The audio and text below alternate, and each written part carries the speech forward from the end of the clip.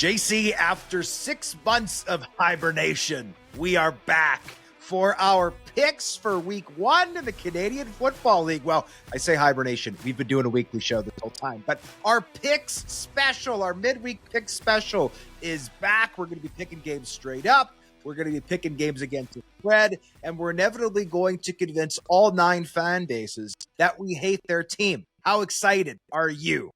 Well, I want to take this opportunity to speak directly to all 9 fan bases. And I do hate your team. All of them. All of them simultaneously. I hate them each the most. Let's make this very clear right off the bat, Hodge.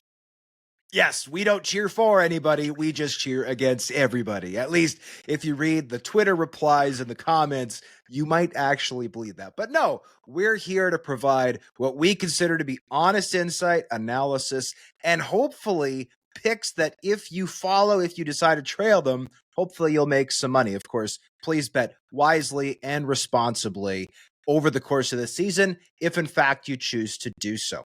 JC, we're going to start off with the first matchup of the week.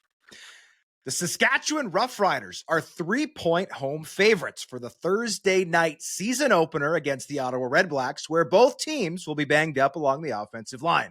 Drew Brown will have to throw to his new-look receiving core without the protection of center Peter Godber or right tackle Zach Pelias, while Trevor Harris will be relying on rookie Peyton Collins to protect his blind side after a slew of training camp injuries. Who is the better bet to protect their franchise QB?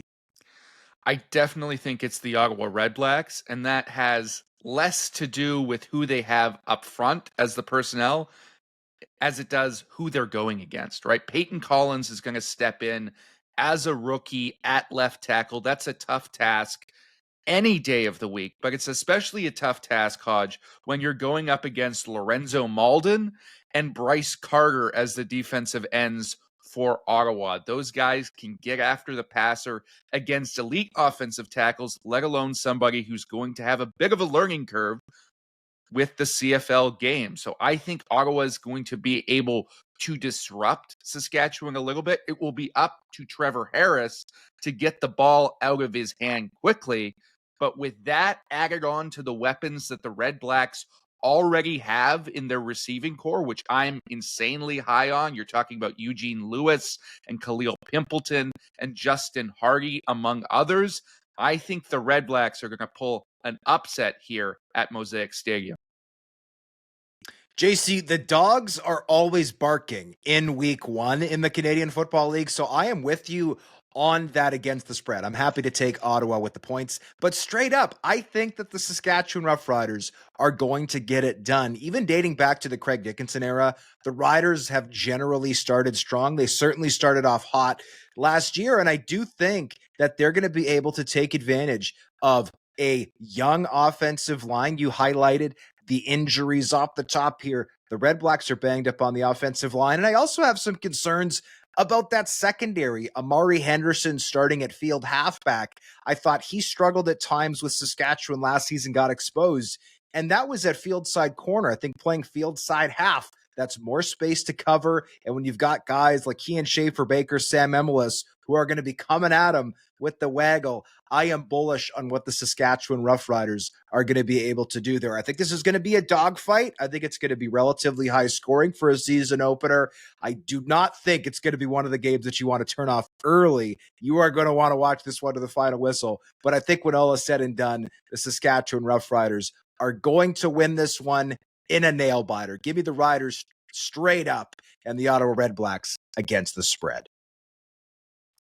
The Montreal Alouettes will begin the Davis Alexander era as 4-point home favorites against the Toronto Argonauts. The likes of Tyson Philpott and Austin Mack are fully healthy to catch passes from their first-year starter, while Canadian vet Sean Thomas Erlington is expected to get the start in the backfield. Meanwhile, Toronto's franchise pivot Chad Kelly appears unlikely to play despite being cleared for practice this week, leaving Grey Cup MVP Nick Arbuckle as the likely starter. Hodge, can he keep his storybook run going and upset the Owls? Well, look, you got to love what Nick Arbuckle was able to accomplish late last season. winning Grey Cup MVP after all the adversity he'd fought through on and off the field. That being said, going into Montreal, a place where the Alouettes almost won the East Final, despite giving up 5 turnovers, I think the Argos are going to be in tough here. And you look at all of their losses along the defensive line, Royce Metier in the secondary. You look at their losses elsewhere, Chad Kelly unlikely to play. I think it's tough to pick the Argonauts to win this one. That being said, as I mentioned in the last segment, the dogs are always barking in week 1. Ryan Dinwiddie, for my money, the best coach in the CFL right now. There's a reason why he has won 2 Grey Cups in just 4 seasons at the helm with the Boatmen. I think that on his coaching alone, getting Nick Arbuckle prepped, playing behind a very talented offensive line, some really good weapons at his disposal, some new running backs, of course, in the mix with Kadeem Carey out. I think the Argos can at least keep this close. That being said, at an air horn-free Percival Molson Stadium, that's right, there will be no need for earplugs while watching this one, folks, whether you're watching on television or in person. You got to like the Alouettes. No, Davis Alexander didn't have the best preseason, but he's got an excellent supporting cast. I think Austin Mack is going to have a great season. Last year, struggled coming back from the NFL a little bit, but that defense is basically fully intact from what it was a year ago, and Northorpe's defense is always hard-nosed, always swarming to the football, always getting after the passer. I think you have to like what they're going to do on that side of the ball. Give me the Alouettes straight up. I think the Argos might get a sneaky cover. The rumors of Toronto's demise, I should say, I think were grossly exaggerated over the offseason, but you can't look at that defense and not say that they've gotten a little bit worse in the secondary and a little bit worse up front rushing the passer. So if you're an Argonauts fan right now and you're looking at that Montreal Alouettes offense, I think you're clinging to the hope that they're going to come out slow like they did in that first preseason game where Davis Alexander looked out of sorts and they couldn't really generate anything. I don't think that's going to be the case. I think Davis Alexander is going to come out slinging it, Hodge, in his first start as the franchise quarterback. And with a healthy Tyson Philpott and Austin Mack to throw the ball to, I think he's going deep often. Let's not forget, Tyson Philpott, for the first half of last season, before he got injured, arguably the best receiver in the entire CFL. Certainly from a statistical standpoint, he was on a tear. If he can recapture that glory with a quarterback who he has openly said has a stronger arm than Cody Fajardo does, then this could be an explosive offense. And I think they're going to show that against a weaker Toronto secondary. I don't think the Argos have a chance to cover without Chad Kelly playing in this game. I think it's going to be all Alouettes all day at home. We did hear from Mac and Philpott here at 3 Down Nation this offseason, them saying they think they can have 4 1,000-yard receivers in 2025. If they're going to get there, that's going to have to start on Friday night in La Belle Provence. I'm excited for this one. The Calgary Stampeders are short home favorites over the Hamilton Tiger Cats in the early game on Saturday as Vernon Adams Jr. takes the reins of the White Horse for the very first time. He'll have to get past a couple of familiar faces, however, as Bo Levi Mitchell leads a potent Ticats offense that now features Kenny Lawler, and Brent Monson has been charged with fixing the Hamilton defense after Calgary fired him this offseason. Did the Stampeders really do enough this offseason to deserve to be opening day favorites? No, not against the Ticats. I think this team is going to come into McMahon Stadium and beat the boots off the Stampeders. And the reason I say that is I just look at that Calgary defense and I've got way too many questions right now to trust that they're going to be able to stop a receiving core that'll have Kenny Lawler, that'll have Shamar Bridges, that'll have Tim White and others catching the ball from Bo Levi Mitchell, who threw for over 5,000 yards last year and looked like he was an MOP, just like he was back with the Calgary Stampeders. I think this is going to be a mismatch there until proven otherwise. There's going to be multiple rookies probably starting in that secondary. We don't know what those linebackers are going to look like. And frankly, with the exception of Florin Aromalade, who might be the best defensive end in the CFL. They've got very little else on that defensive line right now. So I don't trust the Stamps to be able to stop the Ticats, and I think Hamilton will take this one. I'm with you, JC. I'm happy to take the Tiger Cats in this one and get a point or two on that spread. I think that both of these teams are going to be able to score points in 2025, but I think the Tiger Cats, after a poor season defensively a year ago, are going to be able to turn up the heat a little bit. Taiwan Garbutt coming over from Winnipeg. I think there's a little more juice in his game that he's going to be able to flash in Steel Town. I think you have to be high on Devin Veresuk, the second overall pick in this year's draft, an absolute athletic freak who's going to be able to cover sideline to sideline when he is playing on defense. And then you've also got in the secondary, Deshaun Amos, a guy who has played under Brent Monson before in Calgary and has played alongside Jamal Peters. This is not going to be a guy who needs time to gel and get used to his teammates. He already knows the system. He already knows who he's playing around. And I think that on that defensive backfield, you had a healthy Reggie Stubblefield coming over to Montreal. This is an improved Tiger Cats secondary. I still have some questions about the field side of that secondary, but the boundary, I think, is right there with anybody's in the CFL. And then you added the fact that the Ticats, rock solid on special teams. Mark Leggio, I thought, quietly had a very nice season in 2024.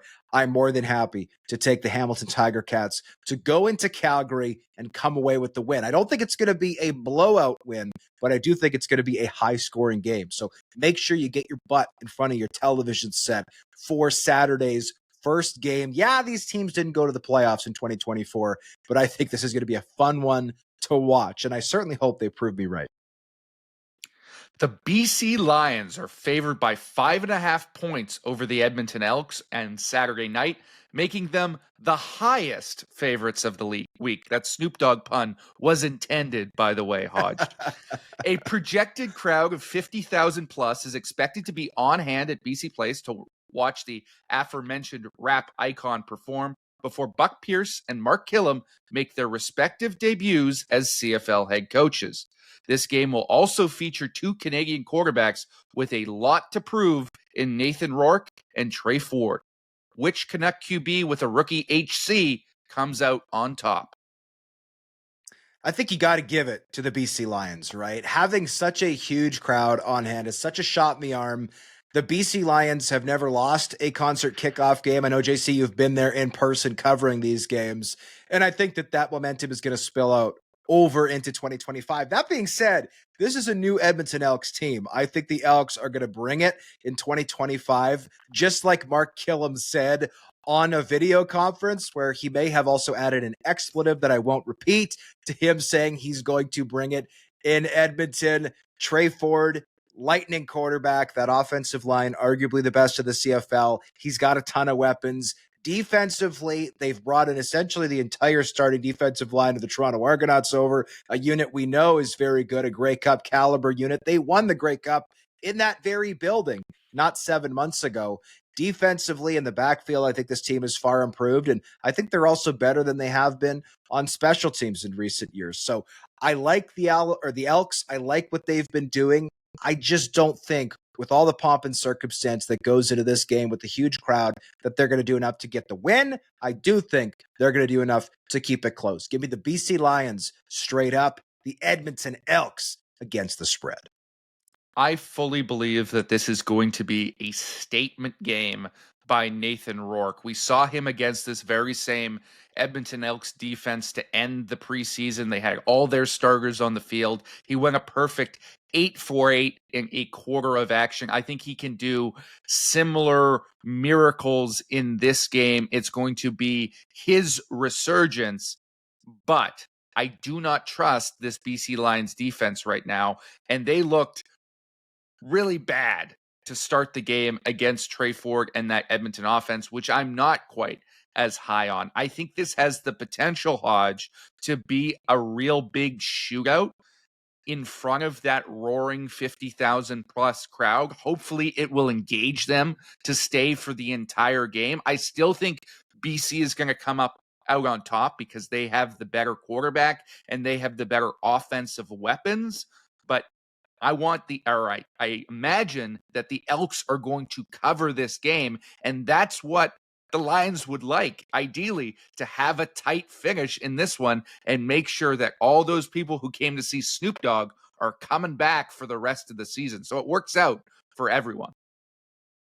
Yeah, I have questions about the offensive line in front of Nathan Rourke. A lot of that is injury related. David Foucault suffering a suspected fractured leg during the preseason. Anu Una, the team's former first-round pick, will be out to start the season as well. I also don't love this BC Lions receiving core. Yes, Justin McInnis is elite. We all know that. But outside of that, I was looking for some Americans to step up. Maybe Jermaine Jackson is that guy who's supposed to be in that return role. I thought he looked incredible on some of those cuts he was making, getting separation downfield in his route running. That being said, I think Nathan Rourke is the trump card here. The last time he had a full offseason to prepare in the Canadian Football League, his half season was the best we've seen from any quarterback this century, on pace for 6,000 yards, over 50 touchdown passes. I think that Nathan Rourke, if he's able to do that, and I suspect he will, he'll have to prove it, but I suspect he will, he can will this team to 30 points a game, night in, night out, almost regardless of who's around him. And that is why this battle of not just two Canadian quarterbacks, but to two extremely talented quarterbacks is going to be must watch for CFL fans in week one.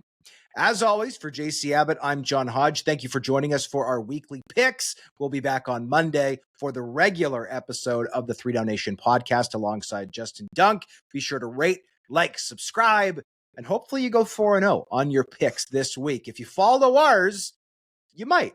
You might also go 0-4. Week one in the CFL is kind of chaotic, but we'll see. One way to find out. Enjoy the games, folks. We'll see you next time.